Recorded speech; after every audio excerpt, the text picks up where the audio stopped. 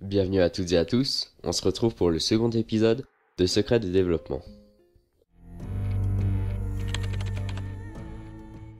C'est après s'être libéré de Far Cry 3 que le studio de Montréal a commencé à plancher sur une suite.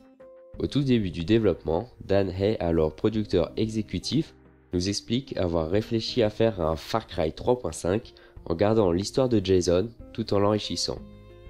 Il réfléchissait notamment à un moyen de réintégrer Vaas, mais cette idée fut vite abandonnée au bout de seulement 4 jours. Pour développer Far Cry 4, une équipe de 3 personnes, que sont Krishna Andavolu, Philippe Fournier et Mark Thompson, sont partis au Népal, plus précisément dans l'Himalaya, pour avoir une idée solide sur l'architecture et le décor naturel que celui-ci offre. Revenons sur Mark Thompson. Il est le directeur narratif, voilà donc son idée du Népal avant le départ.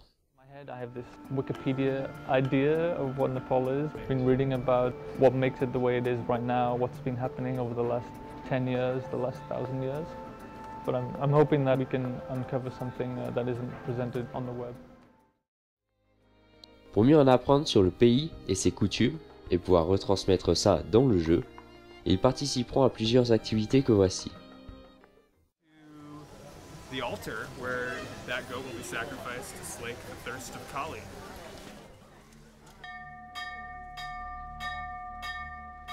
It was certainly a normal cultural moment, but for a second, everything got pretty quiet.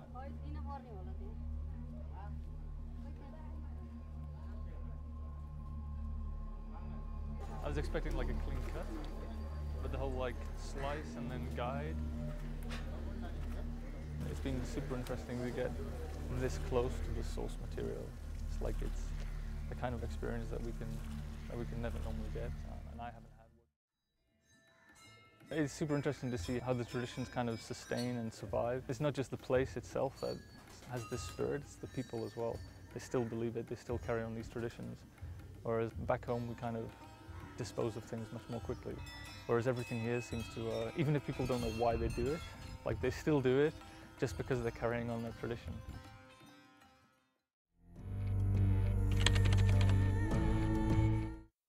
Le directeur artistique, Jean-Alexis Doyon, a créé les premiers concept art. Ils ont notamment mis à disposition des développeurs un musée de ces concepts. De cette façon, les développeurs commençaient à voir le chemin vers lequel il fallait se diriger en termes de graphisme. Je vais maintenant vous les montrer en reprenant leurs arguments. Sur celui-ci, ils nous expliquent que c'était leur tentative d'expérimenter le lieu à ce qu'il ressemble et ce qu'il représente. Leurs artistes ont été inspirés par le temple Gunzethan au Népal. Là, l'équipe nous explique qu'au loin, vous pouvez voir des sapins tibétains. Ils ont notamment travaillé sur le biome pour laisser tomber la température vers 5 à 6 degrés Celsius. Ce qui explique qu'il y a plus de neige et que la sensation soit plus fraîche que dans la réalité. Ce concept est un exemple des temples que les joueurs vont pouvoir aller explorer. Il a servi de modèle de base pour tester l'éclairage d'intérieur. Voilà, vous savez à présent ce qui a servi de base à ce que Far Cry 4 propose maintenant en termes de biome, de graphisme et de décor architectural. Il faut ajouter à cela que pas moins de 5 studios ont contribué à développer le jeu.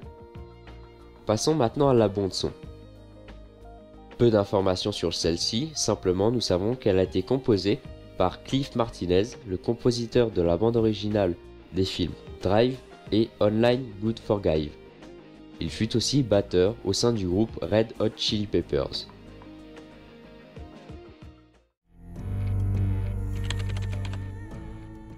Un problème est survenu lorsque l'image que vous voyez est sortie.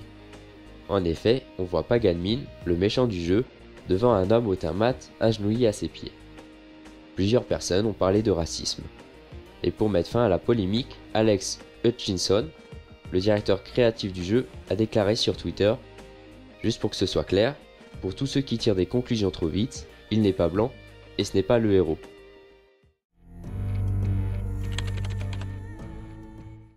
Et voilà, c'est fini. La suite vous la connaissez via les différents trailers qui sont sortis.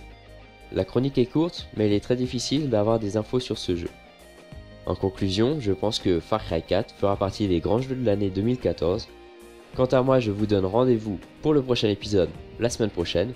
Si vous voulez plus d'infos, rendez-vous sur Twitter. I'm afraid they're not coming for you, buddy.